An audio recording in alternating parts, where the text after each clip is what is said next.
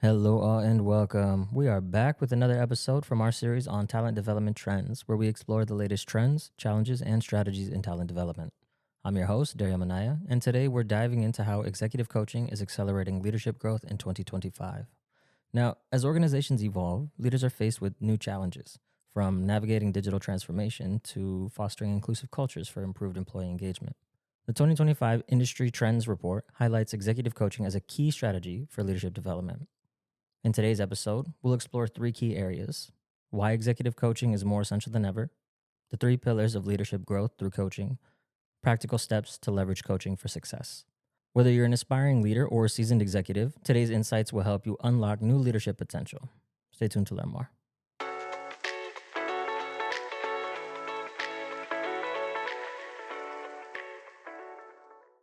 And joining us today is Susan Minaya with Minaya Learning Global Solutions. Hey, Susan, welcome Dario. back. Thank you. So good to be back. This is a passion topic for me. So in 2025, leadership is no longer just about making decisions. It's about adaptability, emotional intelligence, and strategic foresight. According to the latest trend, 67% of organizations now integrate executive coaching into their leadership programs, up from 52% in 2023. But why the surge?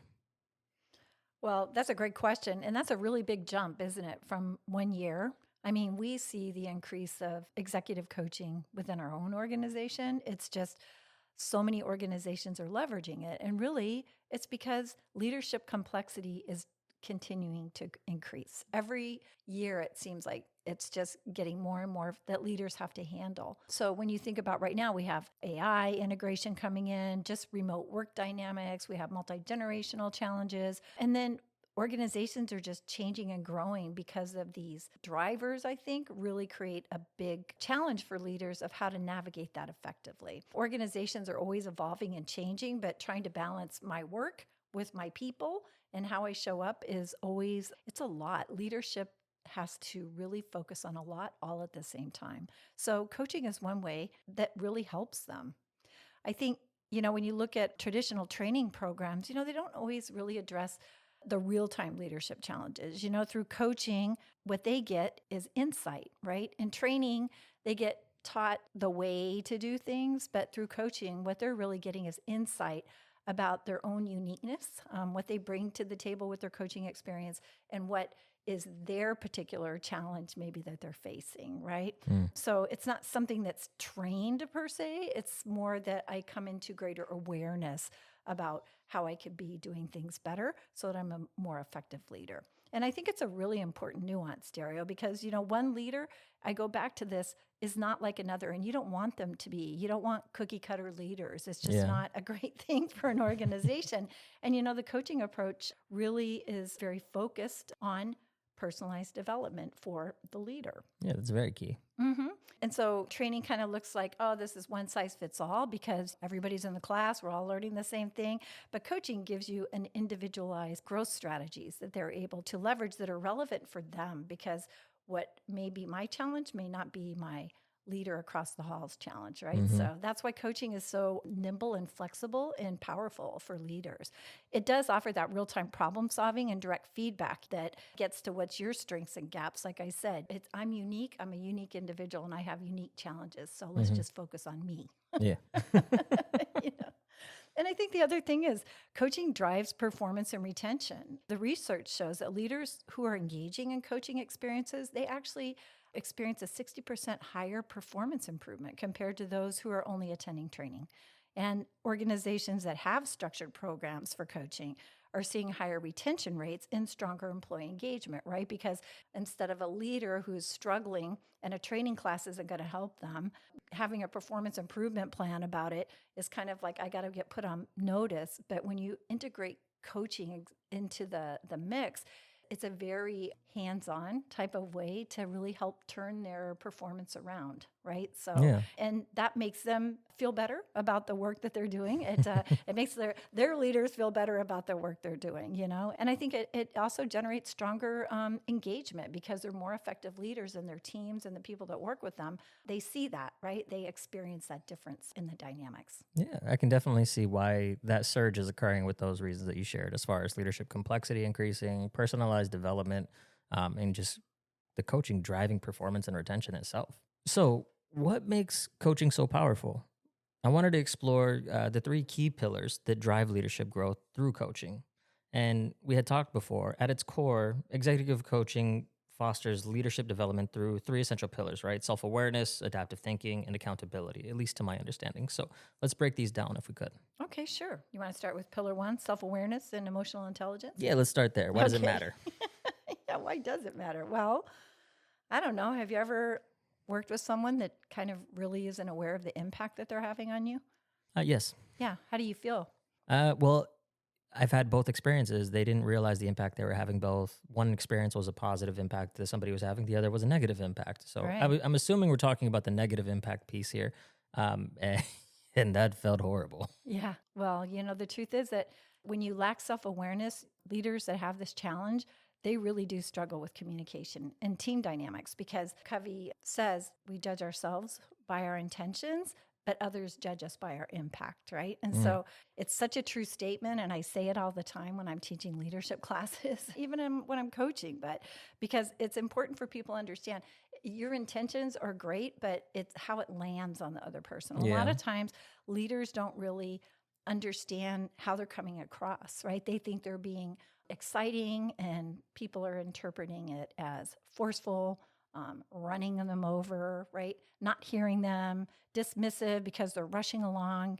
And so I think coaching really helps leaders identify, like, kind of where are my blind spots potentially that I'm having. It's also known as the Johari window, right? Sort of that's the term for it, this blind spot that we don't know we have.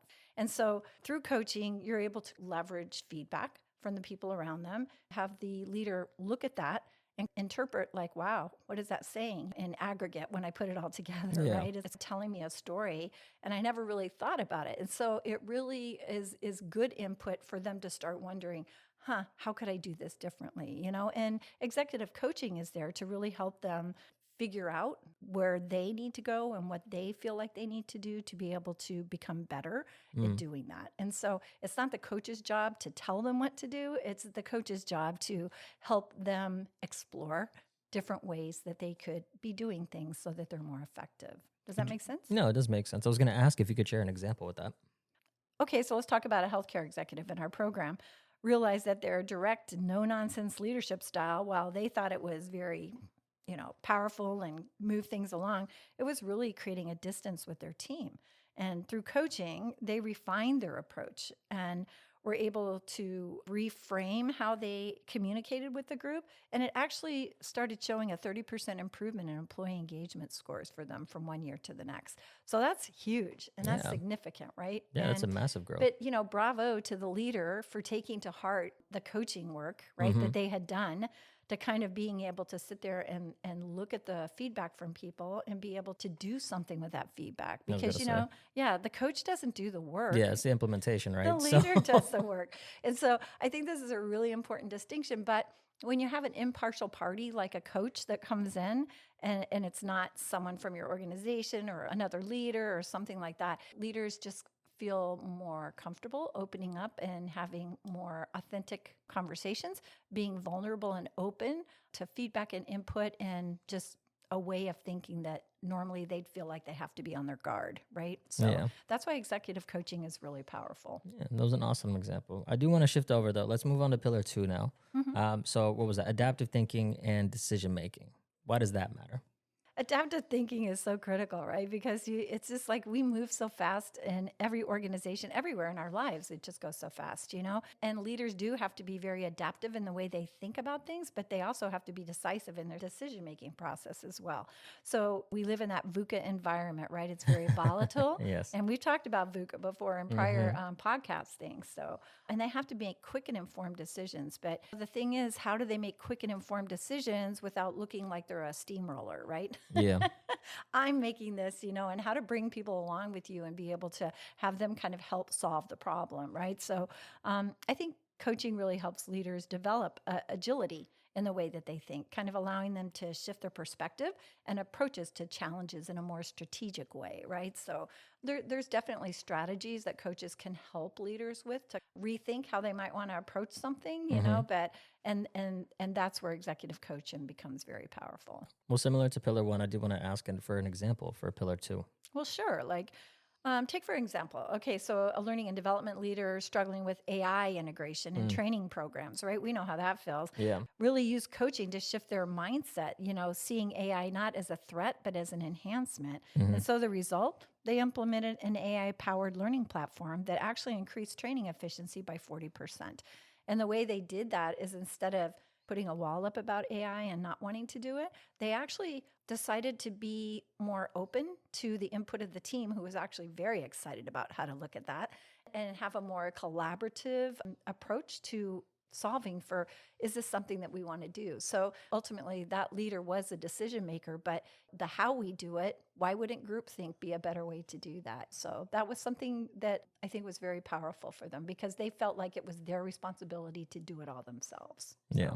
Okay, wonderful example. All right, let's shift over now to pillar three, accountability and action-oriented leadership. Why does this matter? Well, if you're a leader, you got to be accountable and you got to be action oriented, right? So, you know, a lot of programs focus on the knowledge component of this, right? But coaching ensures action and measurable progress, right? So we can talk about what does being accountable mean or action oriented mean, but you know, at the end of the day, how do you get that done? And I think where executive coaching really comes into play is to be able to help leaders kind of think through, how would I get that done? Take a moment to pause and really think through, what steps do I have to take to achieve my ultimate goals that I want to achieve, right? Not what the coach wants to achieve, what the leader wants to achieve. And so I think the executive coach can really help the leader have a free space, a white space, if you will, to kind of really think about their options, right? And different strategies and things that they could do. And coaches can help leaders kind of set those tangible goals and stay accountable for them, you know, because the coaching question is always, how are you going to hold yourself accountable for this? What next steps do you have to do? And they're there to keep moving them to the next level, to the next level, to the next level. So would you be able to share an example then of accountability and action-oriented leadership? Sure. Well, there was one VP of operations that really was struggling with a lot of cross departmental collaboration for everyone to be able to get the client satisfaction that they needed. And he was having a really difficult time getting parties to the table, work the problem, if you will, in a very collaborative way with the other groups because everybody had some ownership with that. And so through the coach, they really kind of work with them to understand what were the dynamics that had with each of these critical players that they needed to be influencing and partners with, and creating a framework for them to understand where did they need to focus their attention on building relationships, for example, to get the work done that they needed to do. And then also how to have everyone be able to bring and inform input so that it was a collaborative and collective decision, right, for the work that they were going to do. Well, ultimately, they co-created a structured feedback loop between all of the groups. So he had been trying to get this done for like 2 years, but through the executive coach probing and challenging him and also just guiding him through the process of why wasn't it getting done? What were those roadblocks? And essentially the roadblocks were people, how he was collaborating or communicating with those individuals. And so that was powerful for them. And I mean, ultimately they got like a 25% improvement in their interdepartmental Wow. customer sat feedback and their efficiencies overall. So it raised the bar for performance for them. Wow. I mean, clearly, as we can see, you know, these three pillars, the self-awareness, adaptive thinking, and accountability, are game changers when it comes to leadership development. Yeah. I do want to shift. I want to discuss how you can leverage coaching for success. So what are ways that organizations can implement executive coaching effectively? For coaching to be effective, you really have to start with understanding what is the performance gap, right? What is the gap that the leader is having that needs to be addressed, right? If you look at it on an organizational scale, then you would look across the organization to say, where are our biggest gaps in our leaders? But that's more a technique that you would actually use for training, not for coaching. When you look at coaching, it could be more at the individual or the team level. And you always have instruments or some type of feedback assessments or ways that you get input from external people or the people around the person that's being coached or the team that's being coached, so that they're able to see things from the other side, from the impact side, right? We talked about intention versus impact. So how do you get that impact feedback back to the leader or the team so that they can look at that and see, how is what we're doing impacting other people that would be impacting our overall results or performance or relationships, right? And so you kind of start there.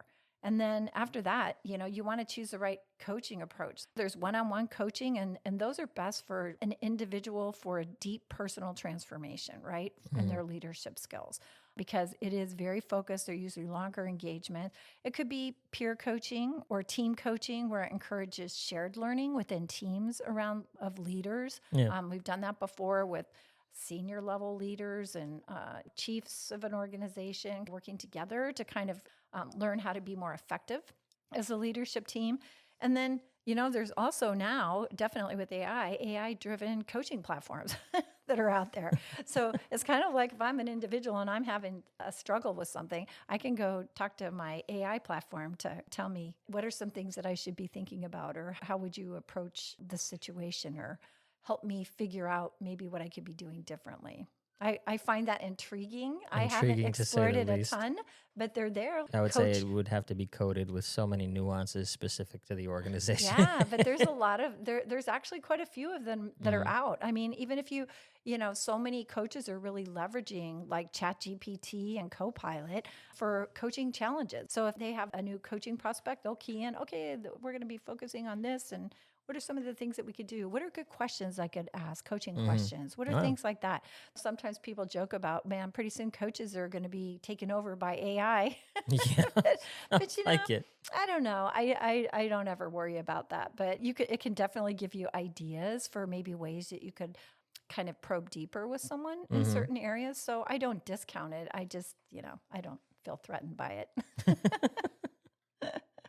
And then I think also is embedding coaching into leadership culture, because Yeah. I've seen great organizations that really teach leaders how to use a coach approach when they're working with their teams, right? So, and there are certain skills. It's really about appreciative inquiry. It's about active inquiry. Those are really the tenets of coaching, where it's a question-based process, if you will, to kind of bring people along and leading them to maybe coming to some realizations that help them get where they are. And so that just takes a little bit of practice, I think, and just also sensitivity for where the person is and where they want to go. Because ultimately, in a coaching relationship, the coachee, the person being coached, is who's in charge, right? Well, it sounds like executive coaching is definitely not a one-time type of intervention. Uh, it's an ongoing leadership accelerator. Mm-hmm. Um, yeah, the organizations investing in coaching today are building, the resilient, adaptable, and leaders of tomorrow. If you look at it, there's so many different needs for coach. I mean, sometimes it's like, I call it spot coaching. A coaching friend of mine, we were talking about it, and it was like, just where people could call on just a one-off. I got an interview tomorrow, and I need help like going through it, but I don't need like a 6-month coaching engagement. I need someone to just role play with me for right now. Yeah. And so that's very valid, right? And it's in the moment. I have a need right now, and there's that, right? And then the other things are, maybe it's just something not huge, but I just need to kind of I'm going through a big org change, and I need someone for a little bit to kind of help ride shotgun with me and kind of challenge me to think through different and better ways to be able to do it, be my thought partner.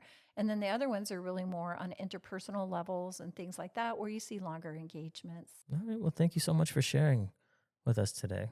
Oh, I love it. I love this topic. And coaching is just so powerful. And really, it's not to take anything away from training and development. That definitely has a role. But when you combine those two things together, it's really super powerful. Yeah. Wow. All right. Well, I have to say, if you are interested in learning how executive coaching can accelerate your leadership journey, definitely visit minayalearning.com or reach out for a consultation.